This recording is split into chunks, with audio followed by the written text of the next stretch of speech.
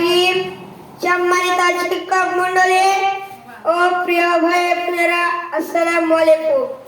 মহানবী হযরত মুহাম্মদ সাল্লাল্লাহু আলাইহি ওয়াসাল্লামের জীবন নিয়ে ছোট বক্তব্য তুলে ধরছি আমি জাবির।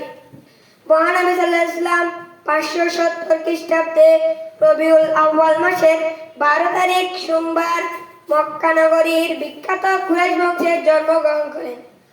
মহানবীর পিতার নাম আব্দুল্লাহ ও মাতার নাম আমিনা। দাদার নাম ছিল আব্দুল মুত্তালিব ও চাচার নাম আবু তালিব। জন্মের পর তার নাম রাখা হয় মুহাম্মদ।